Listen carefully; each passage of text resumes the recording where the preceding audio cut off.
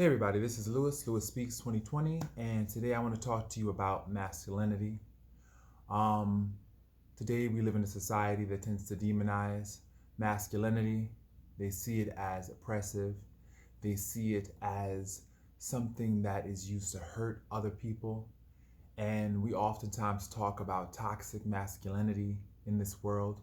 Very rarely do we talk about toxic femininity at all, which to me, toxic femininity is when a woman tends to hide behind this veneer, this subterfuge of being dainty, of being weak, and then when it suits her, she tries to abuse men or tries to go toe to toe with a man to prove her strength. And that to me is not okay. Toxic masculinity is not okay either. It's when a man tends to try to use his position as something oppressive, tries to abuse women and even men, and that is not okay. I realized that growing up for me, I was always sent the message that it wasn't okay to be a man. Men were abusive. I used to sit around and listen to these horrendous war stories from women who were abused and mistreated by men. And I grew up subconsciously thinking, I don't want to be like that. I don't want to be the one that abuses and hurts women. And so oftentimes I would commiserate with the female experience, not realizing the damage that it was doing to my male identity. And I didn't have a father in the home. I didn't have a male influence, someone to look up to. They say that your father is your first relationship with a man. They say that he teaches you how to be a man. He teaches you about your identity and the benefits of being a man. So when you don't have that person in the home, you grow up with this question in your mind about your identity.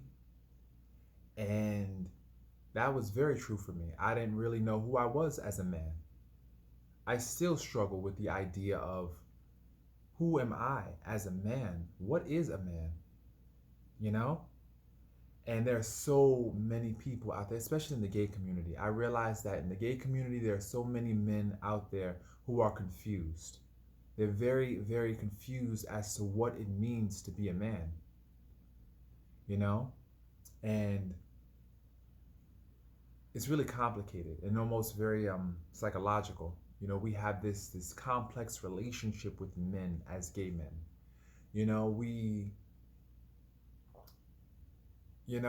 On one end is this curiosity that we have towards men. On another end is this resentment that we have. And then this need for discipline. I see it also with gay sex. It's this interplay of expressed resentment, i.e., when we tell the guy to take it, come on, take it.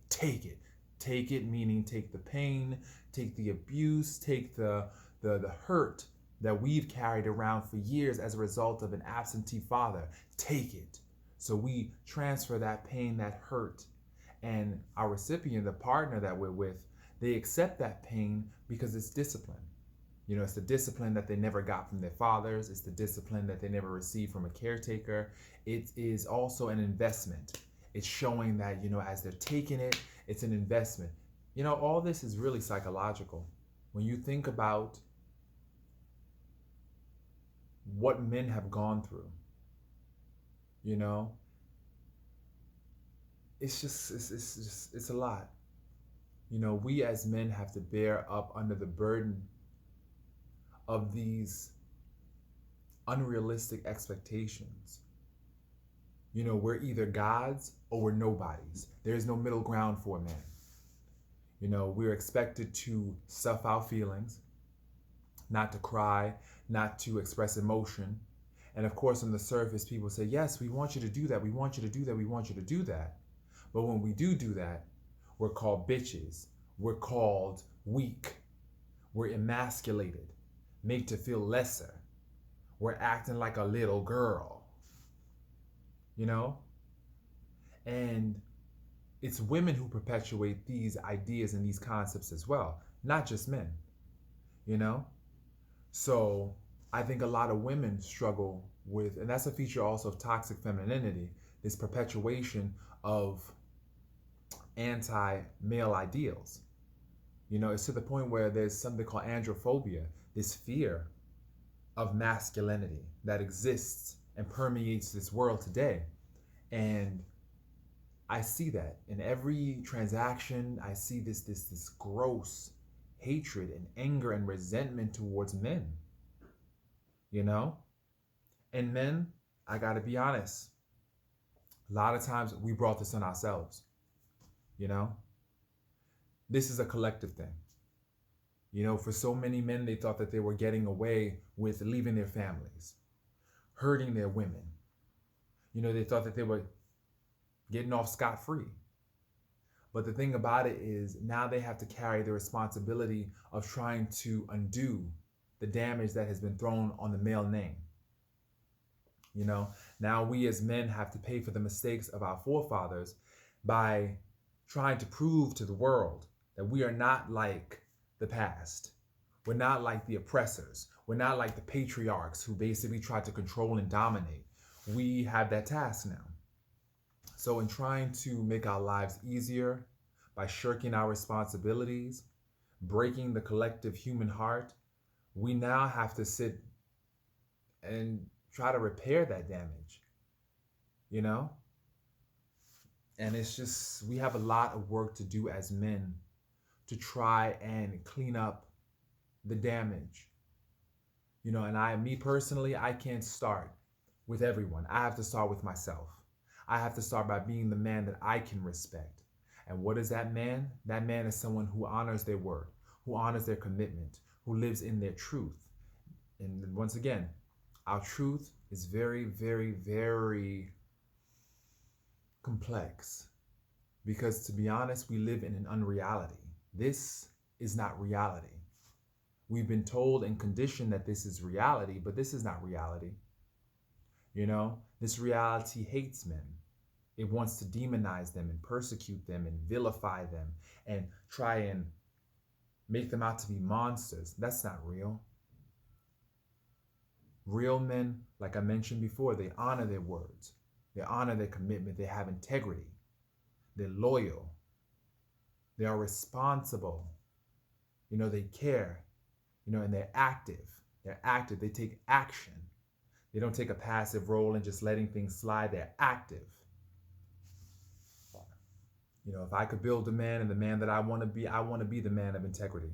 The man that knows how to say no with decision, you know, with decisive integrity, you know? But I think there's just so much burden placed on a man these days, you know, and it's not fair. It's not fair at all, you know? And I realize that this is why so many men don't even want to be men. You know, they see it as something that's hurtful and oppressive. And especially I've noticed a lot of gay men. Some gay men do not want to be men. You know, they don't want to be men because they've had this concept embedded in them. They've been conditioned to believe that being a man and having masculine energy is something that is negative. And it's not. It's something that is definitely powerful. You know, finding the man inside of you, you know, the true man, the real man, not this unreality, not this brainwashing that has happened as a result of conditioning. You know, I know that so many men have grown up in single parent households like myself. You know, I grew up in a household that was saturated with women and estrogen and female energy. So growing up, that's all I saw. That's all I saw. And being around that 24/7, being in these what I call estrogenated environments, it created in me this hatred and this resentment towards everything male. you know? It made me see that these women survived abuse, and I had to deal with my own issues as a result of not having that role model, that male in my life, and just all that coupled with society's conditioning on the TV. You grow up and you see not functioning men. You see always scandal, hurt, betrayal. This man cheating on his wife, this man leaving his family, this man stealing, this man, you don't really have access to positive male role models. And the ones that are positive, they get drowned out by all the negative images that you see on the television screen and even in your own life. For every one male that is positive, you have like 10 that are playing women, that are just acting a fool. And so it kind of erases that one man and that one male image in your life, because sometimes you just don't believe that it's authentic because of what you've been around. It's not what you're used to, therefore you question it. Like me, I wasn't used to having a positive male role model. So when someone did demonstrate good qualities as a man, I suspected it. I wondered, was it real? And this is the burden of also, this is how we as men are burdened today. We're burdened with disbelief, where even if you are a good man, you're not believed as such. The world is in such disbelief. It won't allow, the consciousness, it won't allow us to incorporate the fact that there are good men in the world. Because my thing is this: when you're so used to seeing things one way, and there's something that comes along to challenge that way of thinking, of course you're going to go back to what's familiar. You're not going to incorporate that new information into your schema, into your pre-existing paradigm, because basically that means that you're going to have to change certain things.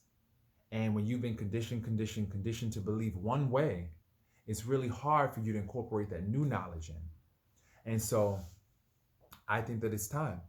It's time that we as a people start incorporating this new knowledge of the new man, the man of 2020, the man who is good and responsible and loves his family and that's faithful and loyal and that wants to heal, not tear down and hurt. And I have my work to do on that, because I still carry these biased assumptions about masculinity it's robbed me. It's robbed me of my full man potential, my full potential to be a functioning man, carrying around all these biases. And I think the world has these biases towards men as well that they need to correct. I start with myself. I have to identify my own biases so that way I can heal and start living as the man that I was created to be. It's hard work. It's hard work doing this, what they call shadow work, coming to terms with the darker aspects of your personality. It's tough, but it's also necessary. And when it comes to masculinity, as a man, as a strong man, I feel like it's so important to know yourself and bask in the glow that is your male identity, because when you don't know yourself and you're not comfortable with your maleness, you tend to attract certain situations in your life and certain people in your life that are not good for you, And I think that if I was more comfortable in my male identity, a lot of things would not have transpired. I wouldn't have tolerated it. It would have instantly just rolled off of me, because I would have had a strong identity. And now that's what I'm working on.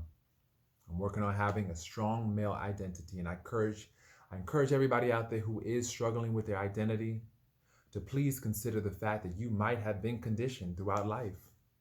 You might have been conditioned to hate men and to hate your own identity, and start to unpack that conditioning to find the true identity that lies within you. So this has been Lewis Speaks, and I hope everybody is having a really, really safe journey throughout this current pandemic, and I hope you all take care. Peace.